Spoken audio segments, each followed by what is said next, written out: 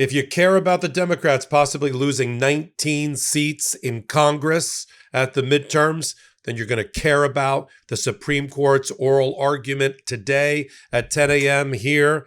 We're going to be live streaming it here on Substack and on the YouTube channel. Because in this case called Calais, involving Louisiana's maps, it goes well beyond that. Here is the existential question that's up for grabs today at the oral argument that I'm going to be listening for. Is the Supreme Court, particularly Kavanaugh and Roberts, going to vote to completely gut and destroy, take out in the back and shoot the Voting Rights Act, Section 2, which is the crown jewel of the civil rights protection signed into law by Lyndon Johnson?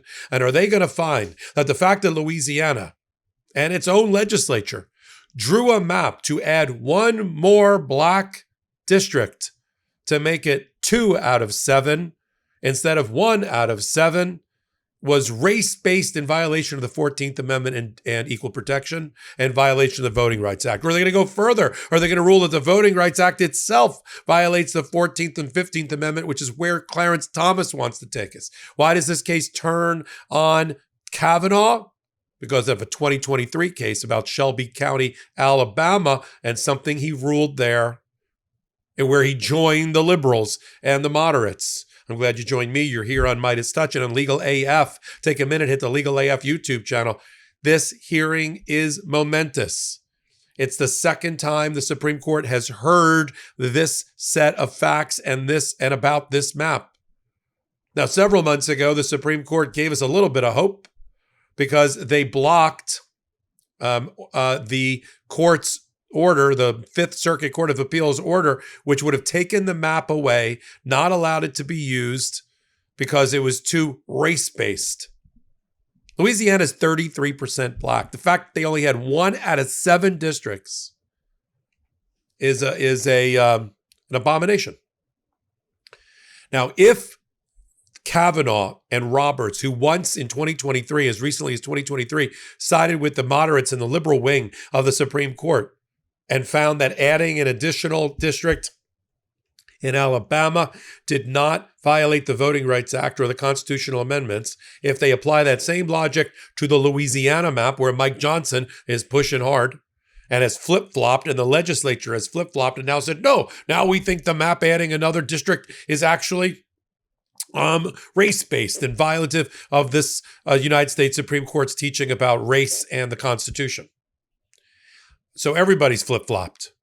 12 non-African-American plaintiffs, no shit, have sued here, claiming that their voting rights have been diluted because they lost 1 out of 7 districts. What disgusting pigs.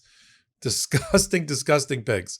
Now, why does it come down to Kavanaugh? And why is this oral argument going to tell me everything I need to know in about 2 hours? Clarence Thomas has been trying to knock down and kill and chloroform the Voting Rights Act since he got on the bench. They already gutted Section 1. Section 2 is is the thing that keeps the southern states, primarily the red MAGA states, as honest as we can imagine, and makes them not redistrict out of existence all black districts. Because if they had their way through gerrymandering in politics, they would just eliminate all black and brown minority districts or majority districts. That's where my headline came from.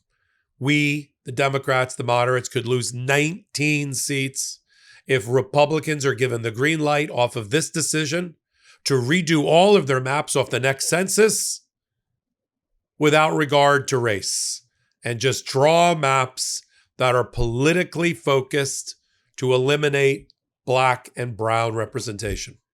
You think Congress is primarily lily white now? Wait till you see it if the Supreme Court and Kavanaugh and Roberts side with the MAGA, as they usually do, and rip away the Section 2 of the Voting Rights Act, finding that it violates the 14th Amendment or the 15th Amendment. We're dead. There will be no protections. There will be no black and brown people primarily in Congress at all. And that's what's at stake. I mean, I know people sometimes say, Popok, some of your thumbs and titles are so clickbaity. We're not trying to be clickbaity. We just want people to hear the news, and we know how to get people's attention on important issues. So when I shout from the rooftops, this case is about the wholesale destruction of a major tenets of the Democratic Party. I'm not being blowing smoke or sunshine here. I'm telling you the truth. How is this going to play out? Let me give you the timeline of how we even got here. In 2020, Louisiana drew a map that had 1 out of 7 districts black in a state that is a third black. That got challenged, and a district court judge, a federal trial court judge, threw out the map and said it violated Section 2 because race had obviously been used, or at least it could be presumed to be used because of the results of the map. And then they redrew a map. Louisiana said, all right, we don't want to fight this. Here's a map. We added another district. They could have added 2 other districts. They added 1, 2 out of 7, still below the 33% representative democracy, representative districts. And everybody got all excited. Yay, 2. And when they redrew it, they strengthened the district for MAGA Mike Johnson. They gave him an electoral advantage, a couple of other ones too, and they created a new district, and somebody got elected from that district that happens to be black. Then the Supreme Court made some rulings about affirmative action and race being used in what they want to be a colorblind society, as if we're done now. We're proto-racist now. We're beyond racism. We're at the level of we could just be. We don't need to give helping hands anymore. People are all on an even playing field, are they? In private schools, are they on an even playing field? In private universities, in private eating clubs, in private fraternities and sororities, are they all on an even playing field? In private lower educate, high schools and elementary schools, or is that where we are? So on the ruling about Harvard, they said the way to stop race discrimination is to stop using race in policymaking. And so, of course, all of MAGA went crazy and said, this is our excuse.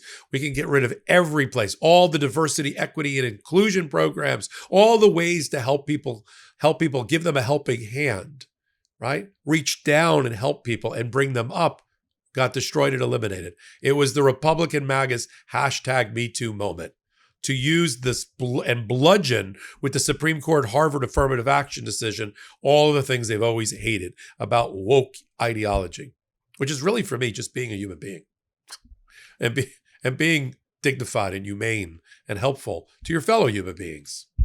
So that's how that got filtered now. So the Supreme Court said, we want moral argument and we want to focus. And they framed the question for a second round of briefing, which is very unusual, to be focused on whether the Voting Rights Act, as applied in this case, to make the second district, violates the 14th or 15th Amendment. That goes to the heart of the matter. That's like a dagger to the heart of the Constitution. Because we've always believed that this 1960s bulwark against racism, the Civil Rights Act, the Voting Rights Act, part of the civil rights movement, is consistent. It is the way that Congress enforces those simple sentences of the 14th and 15th Amendment. You can't govern by 2 lines. You got to have statutes and laws that Congress creates to effectuate the purposes of the Constitution. Now we have a wholesale frontal attack led by Clarence Thomas on it. He wants the court to rule 14th and 15th Amendment are violated.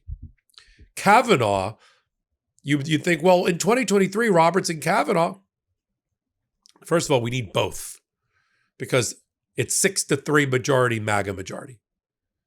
Amy Coney Barrett gone, Gorsuch gone, Alito, Thomas, Elvis has left the building.